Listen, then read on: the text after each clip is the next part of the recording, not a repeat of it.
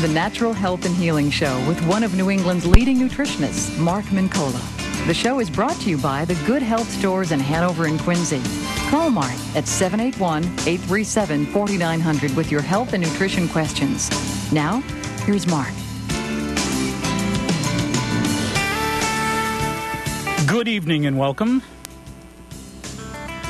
I trust everyone's had a healthy, happy first weekend of October 2009. Wow, years are flying a little too quick for me to keep track of. 2008 is here, 2009 soon to be. Hard to believe, but it is indeed true. And, we wanted to do a program this evening on something that I think is really much needed, overdue probably. There's been a lot of controversial information about statin drugs, about heart disease. And, it seems like there's so many people these days. Actually, there are 36 million Americans. 36, that's 1 out of every 10.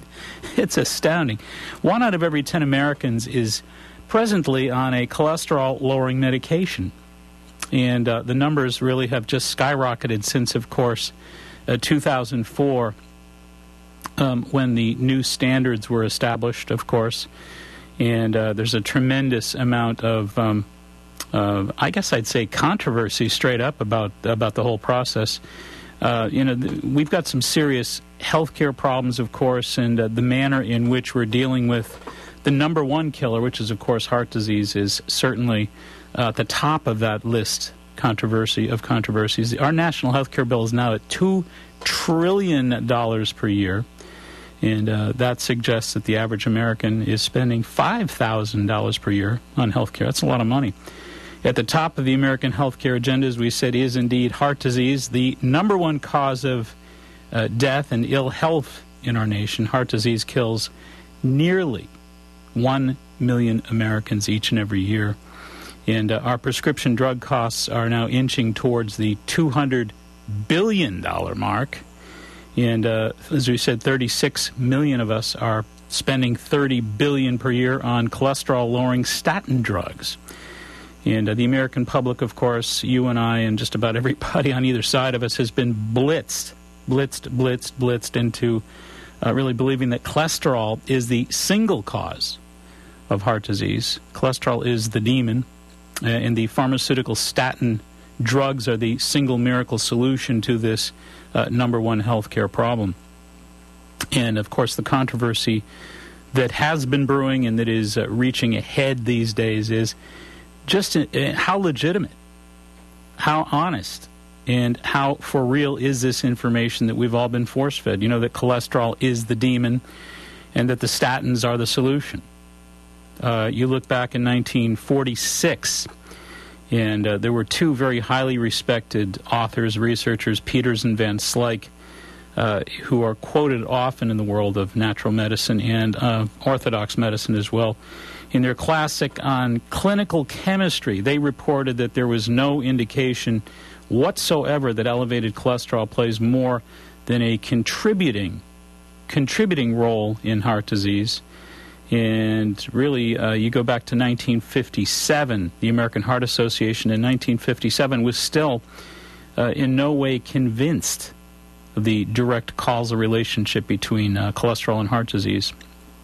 Nonetheless, in the early 1960s, right around 1961, 1962, a very powerful scientific body of influential advocates in the world of healthcare, mostly with pharmaceutical ties, spearheaded what has really become what I call a 50-year misguided campaign for a single cause theory.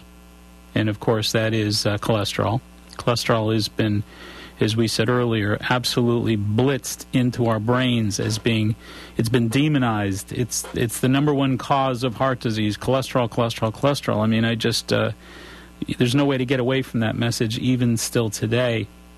But, 50 years later, I would tell you that the cholesterol myth is finally just about all but over.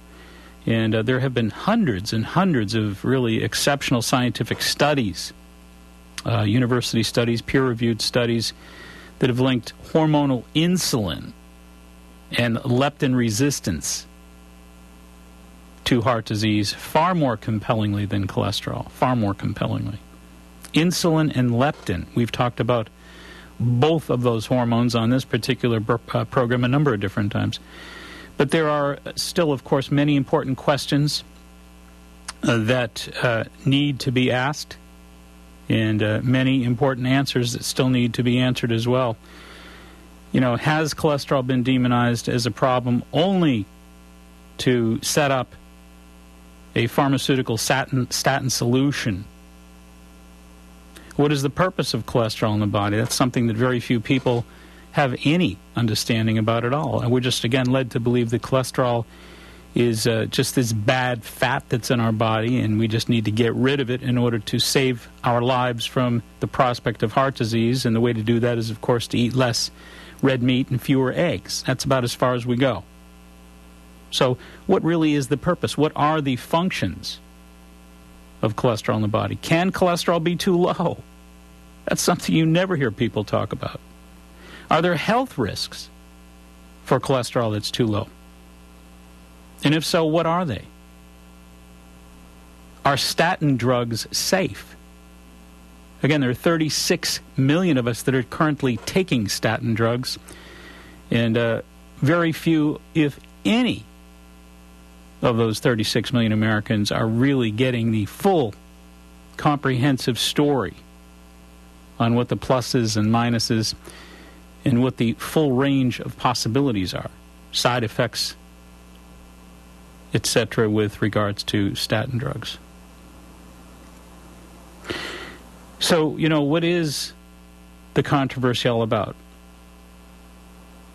What is it all about? What is the best way to cultivate a strong, healthy cardiovascular system? And why the controversy?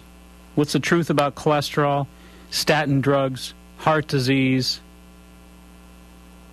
These are just some of the questions that we're going to tackle here tonight on the Natural Health and Healing Show. When we come back from this little break, we'll talk about the cholesterol lie, the statin myth, and the best natural way to a healthy heart. Stay tuned.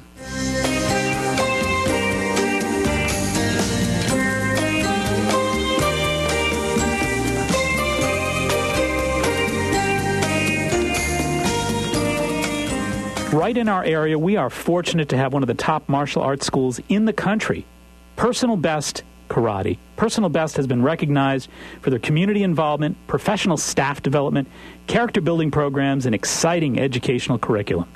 Personal Best stands at the top of their industry. 5 locations offering personalized professional instruction. Not sure if karate is right for you? At no obligation, the staff at Personal Best will guide you in a private introductory program to see if karate is indeed the right fit to help you achieve your goals and meet your needs. What does karate at Personal Best teach you? Character building, success habits, helps you get in shape, relieve stress, self-control, setting goals, and, of course, self-defense. Personal Best's goal is to create successful, contributing members of society through the practice of the martial arts at Personal Best. Mr. Chris Rappold is, of course, the founder of Personal Best Karate. He tells me his greatest joy of all is to see the personal transformation in each and every student. Bring out your best with Personal Best Karate. Telephone number 508-285-5425. That's 508-285-5425. Locations in Norton, Foxborough, Southeaston, Franklin, and Taunton. That's Personal Best Karate. This segment is being sponsored by Good Health Natural Foods. Good Health is a well-established organic specialty food market as well as a vitamin and sports nutrition shop. Good Health is a family-owned business passionately committed to giving back to the neighborhoods of Boston and the South Shore. The Maturos and the entire Good Health family continue to make an indelible impact on the communities they serve. There are currently 2 extraordinary stores, 1627 Hancock Street, Quincy, Mass., and 219 Columbia Road, Route 53 in Hanover, Mass. For everything natural, organic, and wheat or gluten-free, it's Good Health Natural Foods, open 7 days a week. In Quincy, 617-773-4925, and Hanover, 781-826-0808. That's Good Health Natural Foods.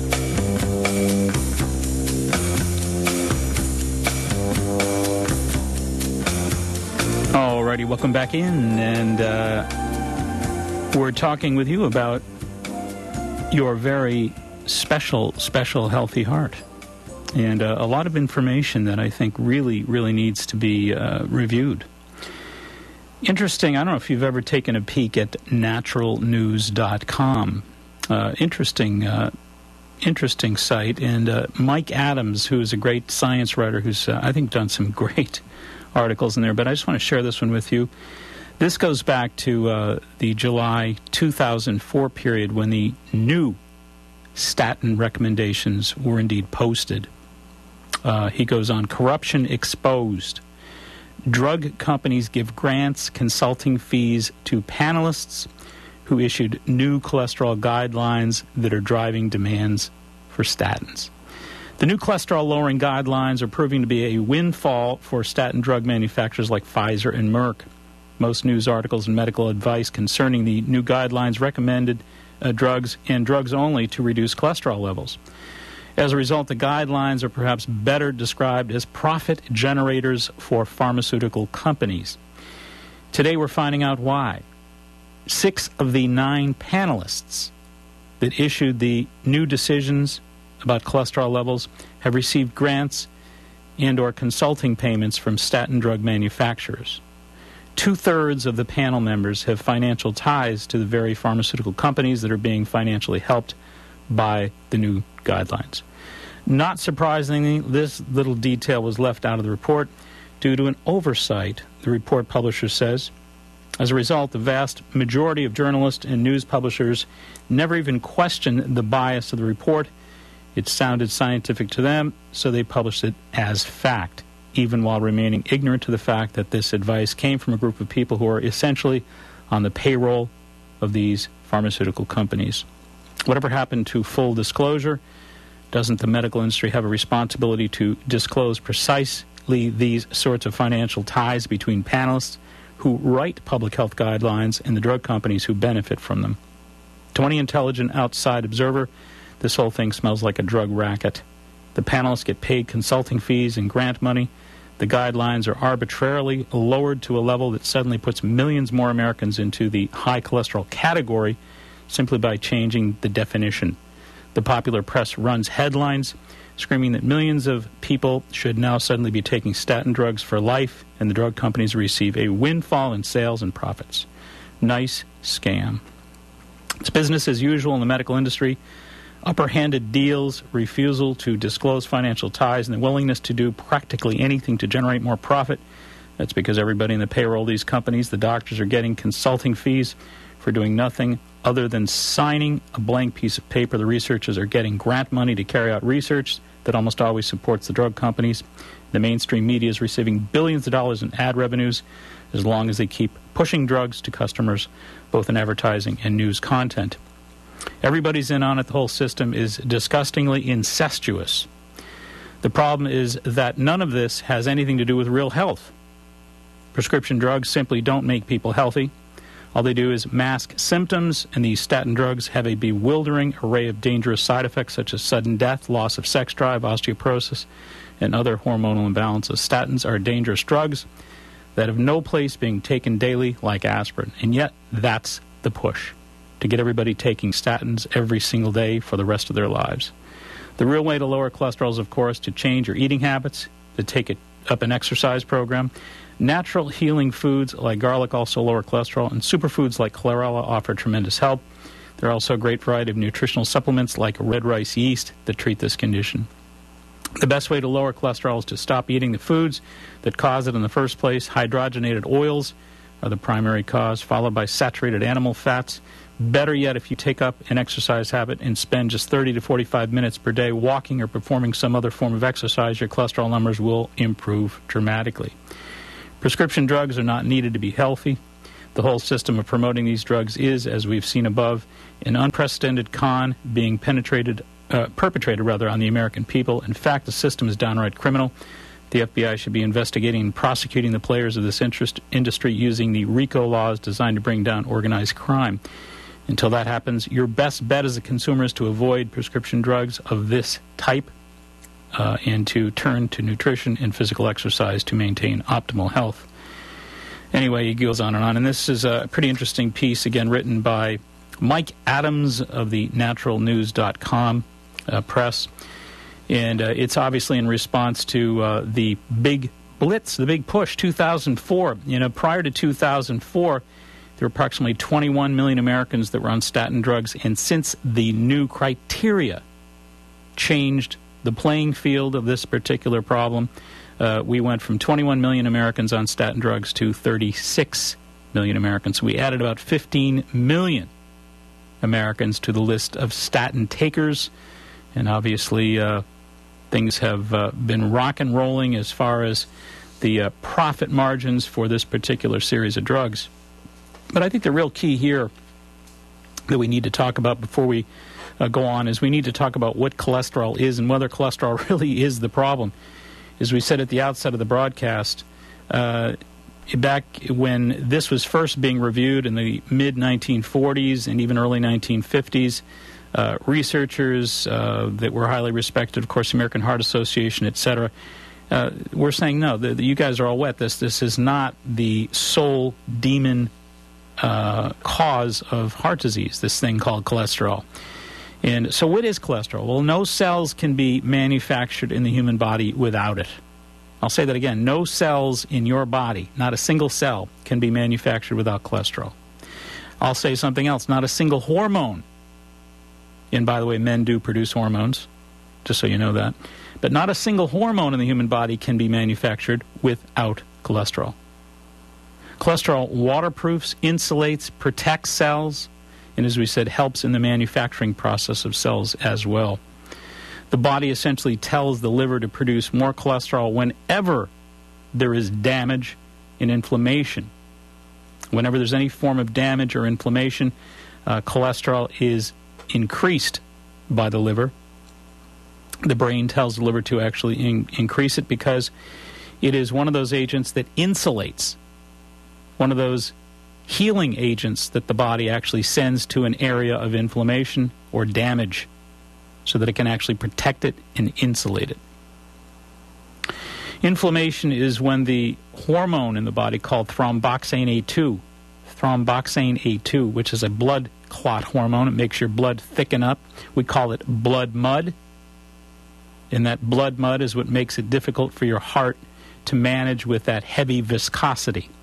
That's all produced by a hormone called thromboxane A2, and that's called blood inflammation.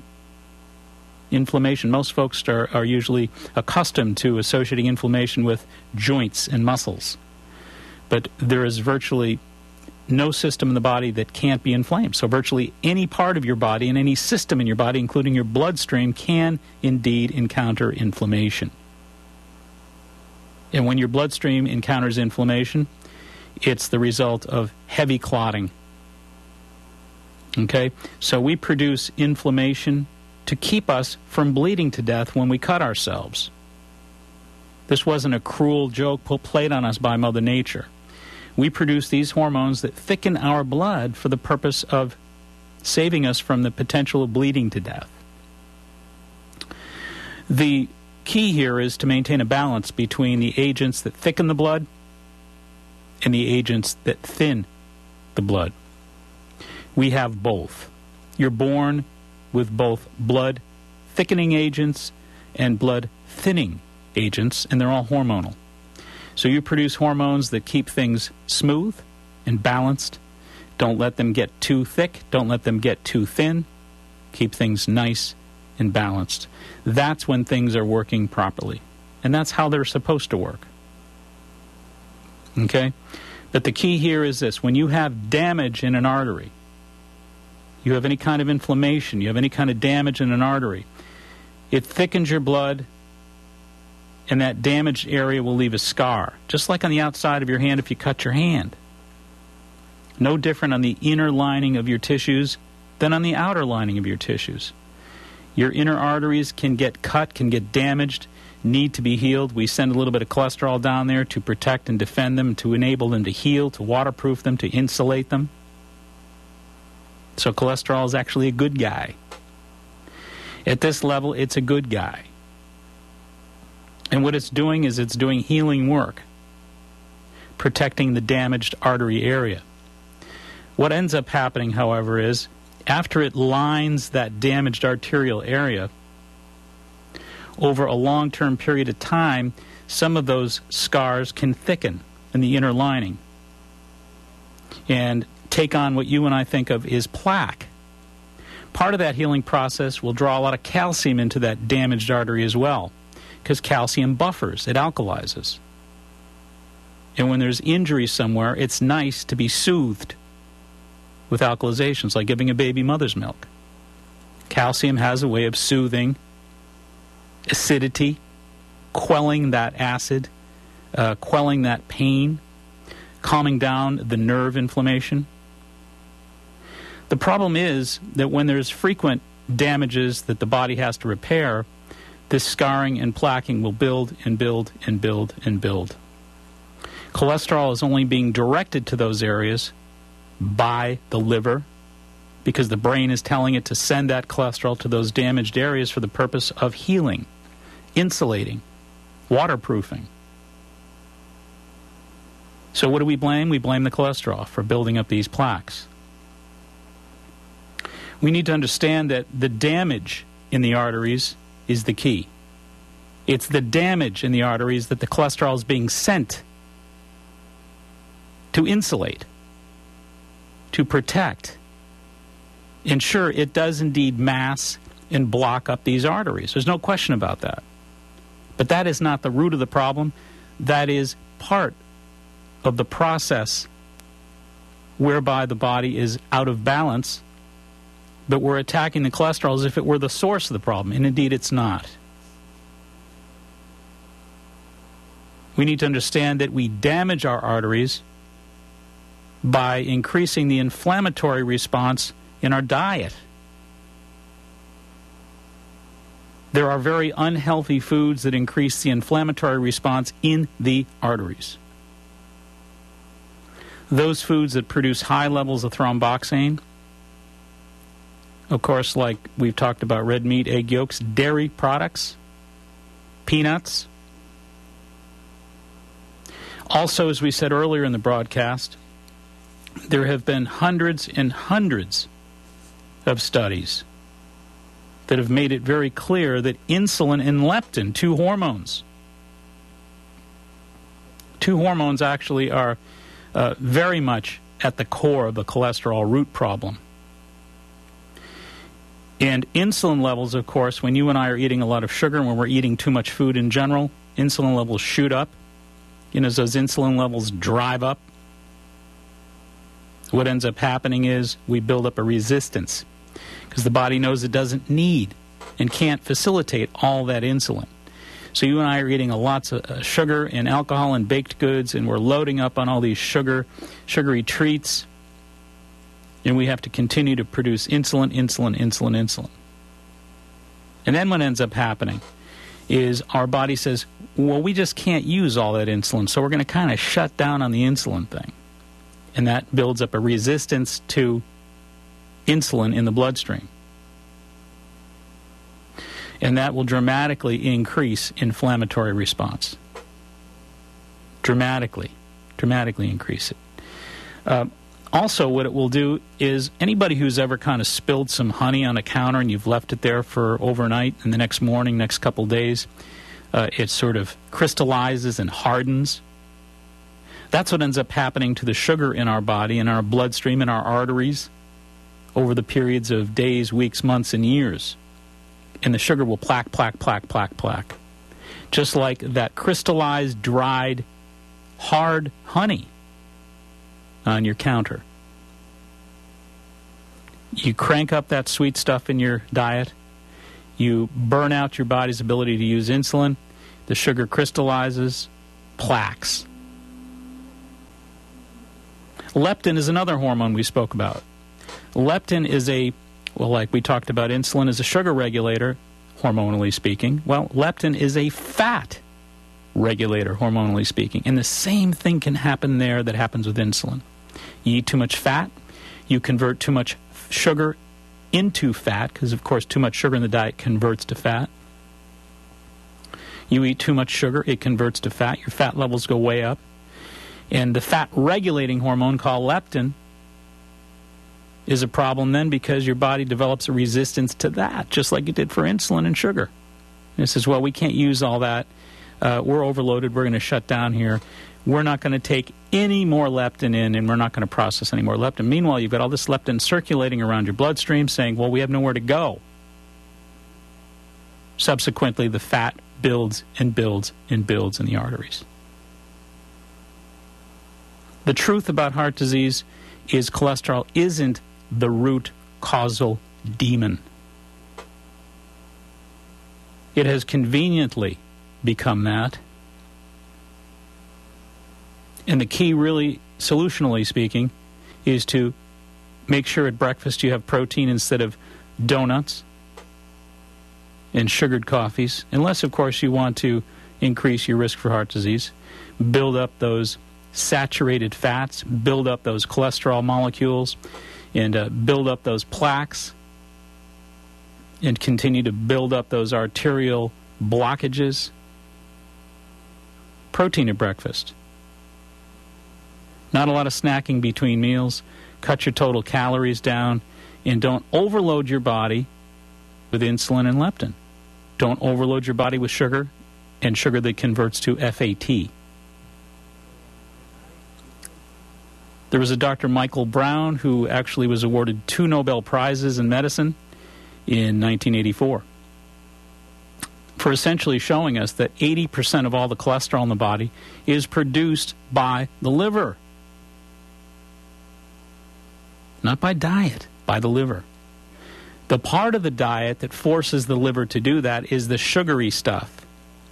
Dr. Brown made the connection between cholesterol and insulin.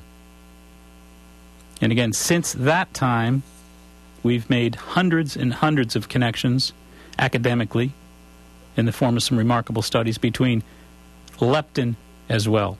So again, the 2 key hormones, one that regulates the sugar, one that regulates the fat. They both work together, insulin and leptin.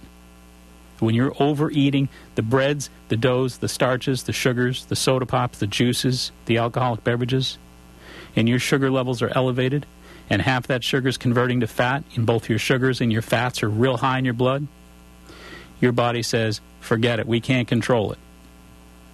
And it crystallizes, and it creates impedances, blockages all throughout the arteries, and actually increases the inflammatory response, and forces the body to heal and mend those areas with cholesterol.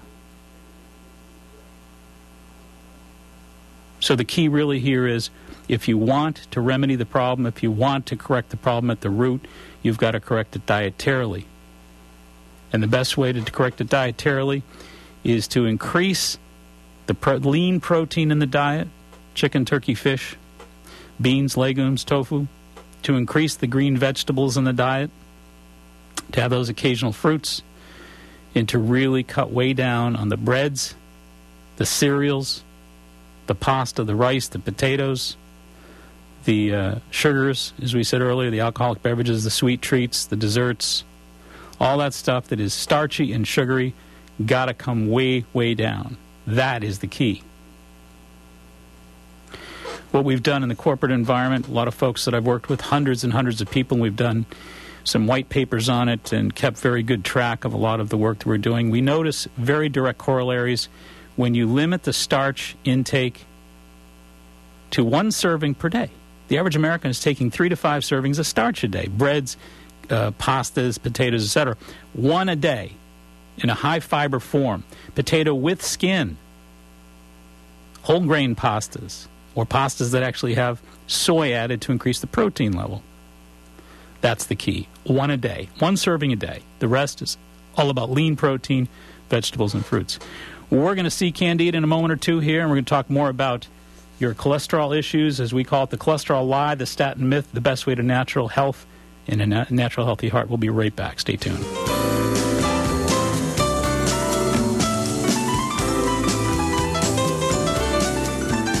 Hi, this is Catherine from Jarrow Formulas. We're happy to announce our new partnership with Dr. Mark Mincola. When we started out in this industry, our intentions were to bring good quality nutrition, cutting-edge science, and reasonably priced products to the market, and also encourage people to take an active role in their own health and wellness.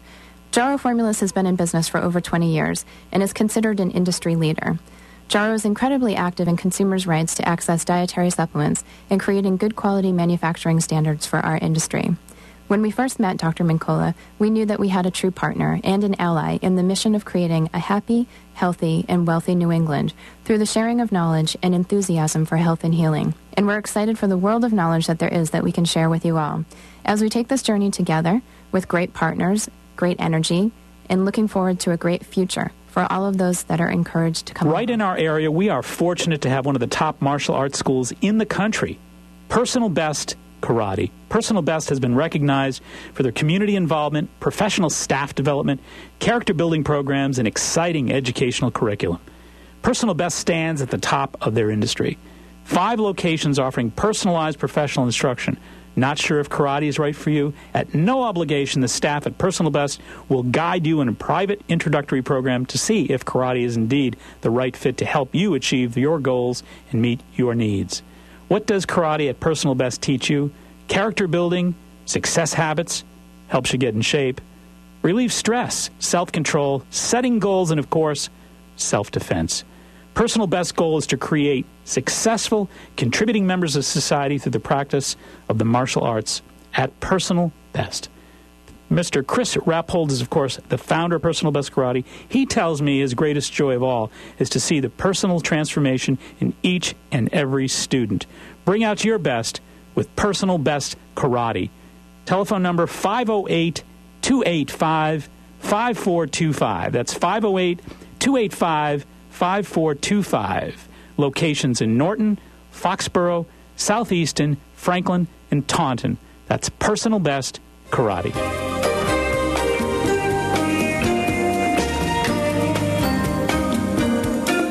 Alrighty, welcome in, and of course, welcome in to you, Candida. Candida's in the house. Candida is in the house. How are you doing? I'm doing great. How are you? Doing great. Doing great. Boy, October got here quickly, didn't it? Should I sing happy birthday? Oh, come on now. That's tomorrow. Larry? Happy birthday. Do you have it? Come on. He's not even paying attention tonight. Larry's got more important things to deal with. We'll have to get a little happy birthday song. So you look great. Feel good. Still Good. plugging away. It's been a nice birthday weekend with Yeah, your it has family. been very, yes. Took the whole clan to dinner, and my daughter, my son, everybody. Oh, And nice. fun night last night. And just kind of took it easy today, did a little bit of research for the show. And Come on, did you have any birthday cake, Mark? no, I did not. I didn't think Not so. a bite. Not a single bite. But, you know, I think before tomorrow's over, I think there'll be some kind of natural simulated something or other with some kind of natural sweetener and a whole lot of fiber that I'll have to take a bite of whether I want to or not. That's a guess. That's good. That's a guess. And we'll thank Cecilia for that. Yes. Well, I was over at Good Health, and of course, I always love being there. Yes. And I told them about your show tonight, and they were giving me some recommended, consider these cholesterol-lowering supplements, and I'll let you kind of give me your take on this. But artichoke extract? Yep. Did you talk about that tonight a little? No, we didn't. We're going to get to the solutions, but we just started, so that's good. Okay. Fish oils is also another one they're course, hoping that yep. you'll talk about. Well, we know we want to increase those HDLs. I mean, that's a great way to do it. Absolutely. I mean, the most important thing, even beyond that, because there's a lot of controversial about, not just, getting rid of the LDL and increasing the HDL. There's some people say, look, cholesterol has a purpose in the body. Cholesterol isn't the issue. And you do the research, you find most of the folks that actually die of coronary artery disease have low or normal cholesterol. 80% have low or normal cholesterol. So they're not dying with elevated cholesterols. Right. But the real key is anti-inflammation, as we've been saying. And the fish oils, of course, with their alpha-linolenic acid, are anti-inflammatory. They will help you prevent the disaster. Very good. Flaxseed? Same thing, ditto. Another great omega-3 anti-inflammatory that will help you prevent heart disease. And garlic extract? Of course, absolutely. Is on that list as well? Yep. And, of course, eating right, too. Get a little oat bran in your oatmeal. Yep, and of course, Good Health has a variety of really good, healthy protein options for folks who haven't really tried using legumes, beans, and tofus and things like that. I mean, there's some really wonderful vegan-type proteins that they might try from time to time. You know, they've got the Amy's canned beans that are parboiled canned beans, and they've got the American Prairie and all that sort of stuff. So they got some really good, wholesome proteins, some organic veggies there. So Good Health really is ready to help people with, this issue, and I think in the right way, too. So is this more preventative? What if you're kind of already, you have all that inflammation? Oh, no. I think the key is that it's reversible. It is. Well, everything you eat and everything you drink is contributory toward either an inflammatory or an anti-inflammatory chemistry.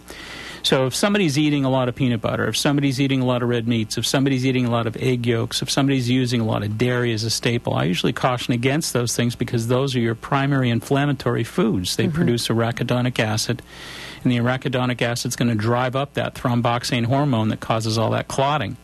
So if you don't want an inflammatory bloodstream, if you will, you don't want damaged arteries, you better learn how to adapt your diet. Absolutely. You know, the chicken, turkey, fish, great proteins, nice and lean, baked and broiled. A lot of vegetables, maybe more of the vegetables at lunchtime as well as dinner time. You know, a little fruit for occasional snacks. And I think also one of the keys here is you want to do less. You know, we've talked about calorie restriction. And they claim that, a lot of the recent studies, that one of the most important longevity suggestions is calorie restriction, because all the factors, heart disease, cancer, Parkinson's, you name it, your probability for disaster with each of these potential diseases and conditions lowers dramatically as your calories lower. So, Americans really need to tackle the obesity problem. I don't think they get the correlation between them. Oh, it's so important. I think calorie restriction is number one. Absolutely number one. We got to eat less. We got to snack less. And certainly we have to really snack more consciously. The idea of using some of these sugary treats and fatty treats, everything from potato chips to ice cream and all that kind of stuff. That stuff is absolutely the key cause to heart disease, no question about it. Those are inflammatory foods. Right. Those are the foods that drive up leptin, the foods that drive up insulin, and the foods that damage the arteries. I'm surprised you said it was okay for the red meat, though. What? I mean, what do you... No, I didn't really say it was all right. A little bit from time to time, because of the fact that there is B12 in red meat that's very intrinsic, easy to obtain, and very viable. There's also, of course, intrinsic factor like iron and intrinsic folic acids and things like that. So the red meat does have this blood-building quality to it, and can even increase hemoglobin. But the key is really not to use it as a staple. A lot of Americans, when I was growing up, were using red meat every night. And you can't do that. But to use it, I don't know, even one night a week or 3 times a month. So, like, what kind of red meat are you? Well, I mean, you want to get low saturated fat. So if you're going to take a beef that's like a top round, for example, you want a beef that's very lean, and you want to bake it or broil it. And grill it? Well, grilling runs you into some other problems. You got to be carcinogens. You got to worry about pyrophosphates, carcinogens, things like that. But that's more of a cancer risk. Yeah, bake or broil is the safest way to go. And to do your top rounds, and like I said, 2-3 times a month, great, no problem. And like Mike Adams says, I think the idea of exercising really helps the body to really right itself. It's arguably one of the most important things of all. If you're not moving your body, then your body's basically going to build a lot of impedance. You got to keep things flowing in there, Sounds scary. That's what the body is built for. I can't imagine not doing the exercise. Oh, no, I agree with you wholeheartedly.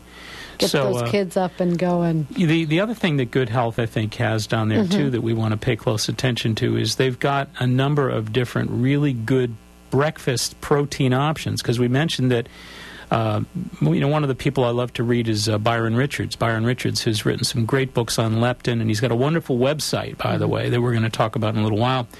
He's a great nutrition expert. He's written a wonderful book about leptin, and he's really very, very up to date about the latest research regarding heart disease and the correlation with leptin and insulin, and trying to get the truth out about heart disease. And it's not all about cholesterol and statin drugs like the average guy and gal believe out there, unfortunately. But one of the things he talks about is, look, if you don't eat in between meals, you cut your total calories down, limit the amount of starch, and have a protein at breakfast. That will make 99% of the difference with regards to cholesterol. So with heart disease, I should say. So here's the deal. What kind of protein breakfast? Well, Good Health has, for example... I find breakfast actually the hardest for the kids, too. Well, here's the deal, though. Give them the Spiritine drinks, because if they like, chocolate milkshakes, if they like vanilla milkshakes, I mean, this is a low-sugar protein drink that has actually all the nutrients, has vitamins, minerals, enzymes. It's loaded. It's not genetically modified. It produces, don't forget, soy produces alpha-linolenic acid. That is an anti-inflammatory.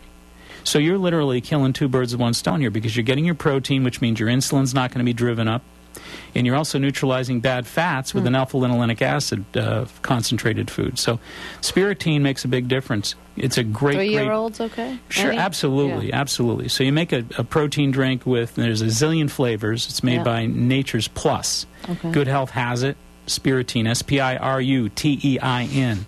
He's looking at my spelling. No, I can't see what you're writing there. But let's say you make that. I always suggest that you take a scoop of the Spiritine shake. Pick a flavor you like, chocolate or mocha or whatever you like. They're all low sugars. And then what you do is you put a scoop of that in with 10 ounces of Silk, the soy milk. Get the red label soy milk, the red Silk soy milk.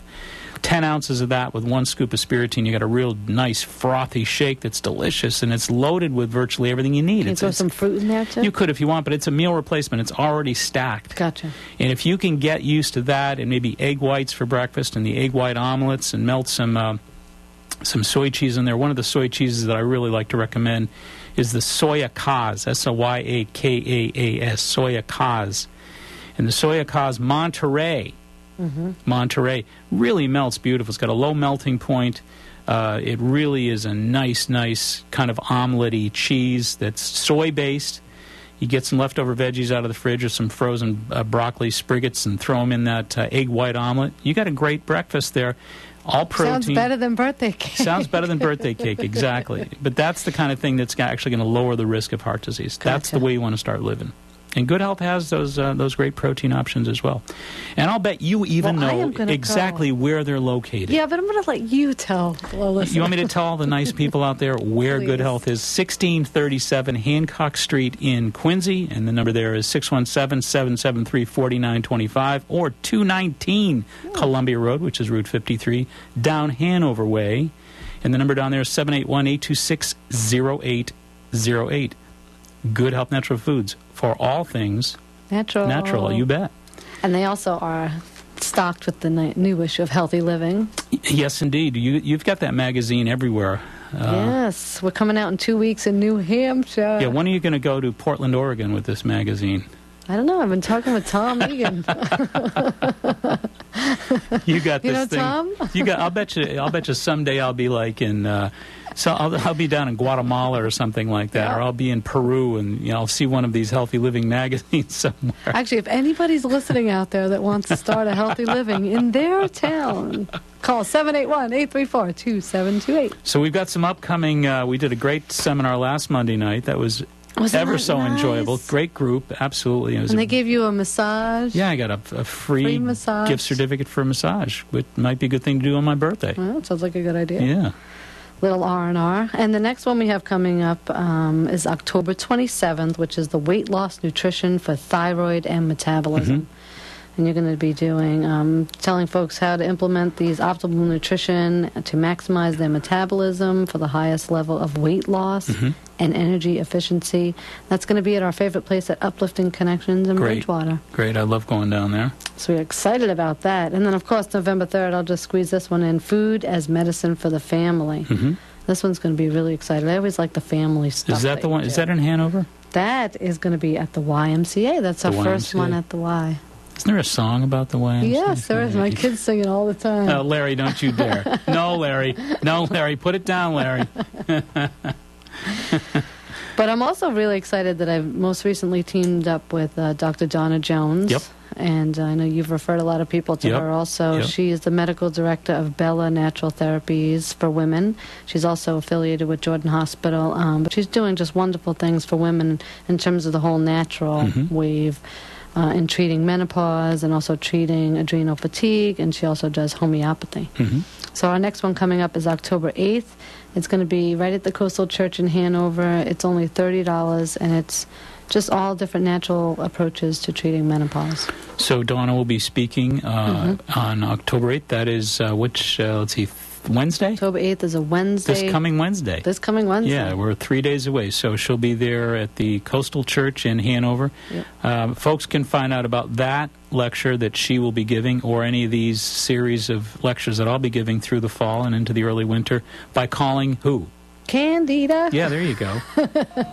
Candida. Perfect time. And that phone number is 781-834-2728. I like it when I could talk right over it. www.healthylivingvideo.com. We take credit cards right online as well. Great. Awesome. And now for each of these seminars that we're doing, Good Health is packing a goodie bag. You're kidding me. Nope, so we have goodie bags for everybody that attends. Those guys are way too good to us. Aren't they awesome? Absolutely. Packed with all different things, related. So for the pH balance, they might throw in some. Yeah, and I understand all the folks strips. from Good Health are going to be at one of these talks. The personal hair analysis. We're going to do hair analysis on everybody at Good Health. That's right. Nice. Good stuff. So all right. save your fingernail clippings. Or... Good plan. I like that. Yeah, we're excited. All right. Anything else, or are we done? No, I think that's it. That covers it. Enjoy all right. your show. Well, thanks so much, and I appreciate you coming on and getting us the info that we all need. Of course. And give those kids a hug and a kiss. I will, and have a happy birthday. Thanks. I will do that. All righty. Have a great night. All right, we're going to take a short little breather, and we'll be right back. Talk to you a little bit about cholesterol, statin drugs, and a healthy heart. Stay tuned.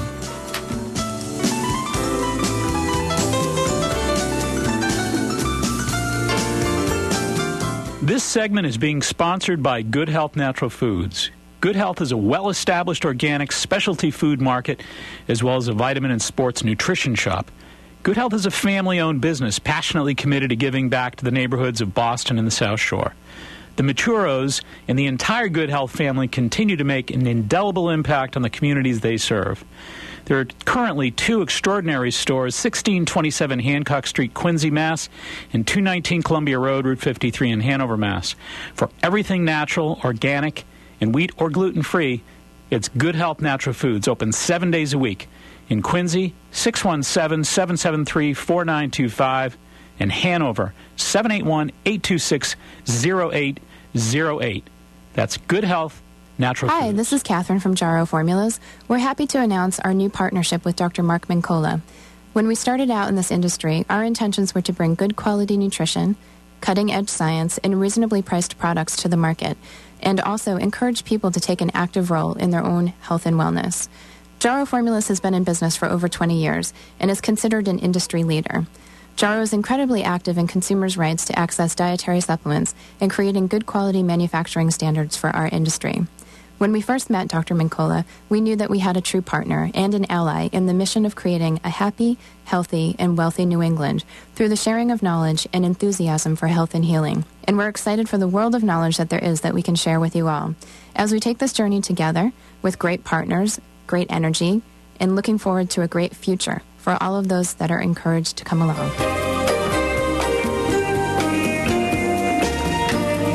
Alrighty, welcome back in. And we mentioned Dr. Byron Richards, somebody that I really enjoy reading. He's a great author and a great nutritionist. And he has a very interesting web piece that you might want to take a look at. And it's www.newswithviews.com.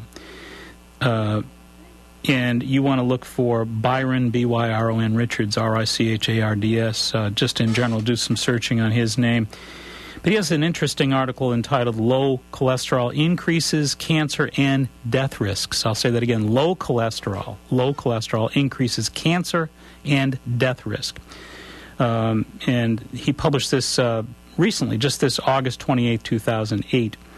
In a major shot fired across the bow of statin marketing machine, the levels of LDL cholesterol that are artificial targets of health promoted by the American Heart Association are now found to be associated with a significant increased risk of cancer and death. The American Heart Association recommends an LDL level of 100 for prevention and 70 for high-risk patients. In the new study, an LDL level of 107 was associated with a 33% increase of cancer and overall death, and an LDL of 87 was associated with a 50% increased risk. So again, the lower your cholesterol, the higher the risk for cancer. As the LDL goes lower, the risk keeps getting worse. These arbitrary AHA levels, or American Heart Association levels for LDL cholesterol, was established by experts with direct financial ties to the statin industry, who knew full well that reaching their artificially low target levels for LDL would require double and triple doses of statin drugs, thus dramatically increasing sales, which of course has indeed happened. The Vytorin fraud has pointed out quite clearly that lowering LDL cholesterol to very low levels does not reduce cardiovascular disease. Another Vytorin study also shows doing so increases cancer risks by 64%. The new study paints the clear picture that lowering LDL too low actually increases the rate of death from virtually any cause. This new study also points out the statistical shenanigans that the statin industry uses to hide the actual risks of these drugs in the studies that have been published. The data was so alarming that researchers called for a statistical reanalysis of the data from all existing cholesterol studies using better statistical models that actually reflect true risk. The results of this new research led the authors to conclude that a low LDL cholesterol level is not necessarily associated with optimal clinical outcomes, but is a predictor of cancer and death. We have known for many years that individuals who maintain an LDL cholesterol level of 130 as they enter their 40s and 50s have much less heart disease as they grow older. This is because they're healthy and have maintained fitness in their cholesterol function and metabolism. There's no credible data to show that lowering LDL cholesterol numbers with statins actually produces a similar level of health, especially to artificially low numbers. There is a huge difference between having good cholesterol numbers because you're healthy and drugging your body's synthesis of cholesterol with statins. In the current study, the ideal LDL cholesterol was 126. The researchers were able to identify a bell-shaped curve in terms of a departure with either direction from this ideal number. LDLs over 146 or less, then 107 was associated with a 33% increased risk. LDL over 164 or less, the 87 was associated with 50% increased risk. Anyway, the point the point they're trying to make, and the point I'd like to make, is that we said earlier in the broadcast, cholesterol has a purpose, it has a function. Okay, it has a purpose and a function. One of its purposes is to insulate the cells. The first study I ever saw in that area was quite a number of years ago, the University of North Carolina study, a medical school study that said that cholesterols that were exceedingly high, those over 200 in 20 increased the risk of heart disease, but those under 160 increased the risk for cancer. So in other words, the old University of North Carolina study suggested that high cholesterol shows a risk for heart disease, low cholesterol shows a risk for cancer, because, again, the cells in those low cholesterol readings are basically not receiving the level of insulation or protection from genetic assaults, from the assaults on cancer cells, free radicals, viruses, etc. So overall immunity requires some degree of cellular insulation, and cholesterol is exactly that, cellular insulation. So anyway, there's a number of different studies that are really starting to come forth, and Byron Richards is certainly trumpeting the importance of knowing about that. He goes on to say, it is quite clear that scientific knowledge and advanced statistical analysis are no longer under the control of Big Pharma and its legions of scientists, universities, and medical journals that are on the take, misinterpreting data and actively suppressing negative findings. The truth is finally coming out because Big Pharma is targeting the citizens of the world as a new market for statin sales, and they're also targeting our children, wanting infants 7 months of age to have LDL levels of 50, keep them at their level their whole life with drugs, since such levels are totally abnormal. On it goes. Anyway, the other thing I found here was an interesting study that was published February of this past year, and it was part of a Reuters news report. regarding studies that were done in Japan about how exceedingly low cholesterol levels were linked to stomach cancer. And that was based on 26, it was an epidemiological study, 2,600 residents. They were followed for 14 years. And they found that gastric cancer was significantly higher in those residents with extremely low levels of cholesterol. So again, the lower the cholesterol, the higher the risk, specifically in this study for gastric cancer.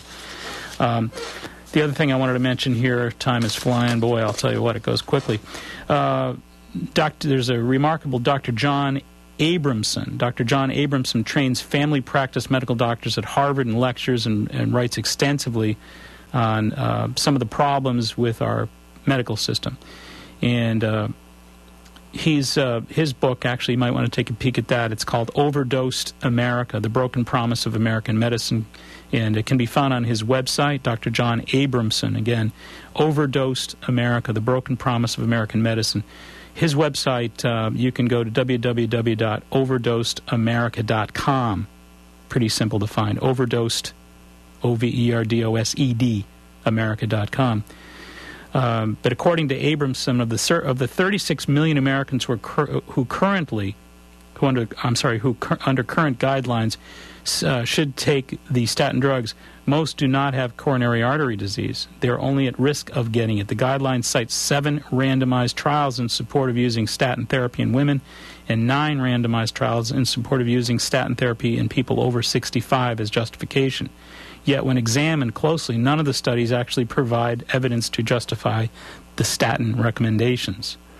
The real controversy has to do with which people without the disease should take the drugs. This is important because currently 75% of the people taking statins fit into this category. They have no evidence of heart disease. I'll say that one more time. 75% of the people taking statins, 75% have no evidence of heart disease. And again, this is coming from Dr. John Abramson, who trains family practice medical doctors at Harvard and lectures worldwide extensively. Dr. Abramson and company pooled data from all 8 randomized trials that compared statins with placebo for primary prevention. And this was hard to do because the trials were not about prevention. They were about treating people who already had heart disease. Taking statins did not reduce mortality, which one would think would be the bottom line. 2 trials reported total significant adverse events, and statins did not decrease them. Statins did reduce the frequency of cardiovascular events, but by very little. He goes on to tell us you have to treat 67 people with statins for 5 years to prevent one event. 67 people for 5 years to prevent one event. This benefit was limited to only high-risk men between the ages of 30 and 69. Statins did not reduce total coronary heart disease events in the 10,990 women in the studies. Of the 3,239 men and women older than 69 years of age, statins did not reduce cardiovascular events. To quote the study, our analysis suggests that lipid-lowering statins should not be prescribed for true primary prevention in women of any age or for men older than 69. High-risk men aged 30 to 69 years should be advised that about 50 patients need to be treated for 5 years to prevent one single event. Anyway, so that gives you a little bit of his take on things. It does. Dr. John Abramson is a remarkable man. Hope you check out his website. And while this hour flew by quickly, and if folks are interested in taking a peek at this and reviewing this information again, because it goes by pretty quickly, you can do so on our website at www.maxhealing.com. That's one word, maxhealing.com. Not only can you listen to it, but you can actually view it, because with the help of Adam Ing, we're podcasting, and you can actually watch these programs as we get email from all around the world. From the Netherlands, we have viewership in Italy and all over the world. It's a wonderful, wonderful thing. So anyway, hope you check it out, take a peek or take a listen, in either case. And until next Sunday at 8 o'clock, this is Mark Mincola reminding you, please be wise, be aware, be well. Make it a healthy week. Good night.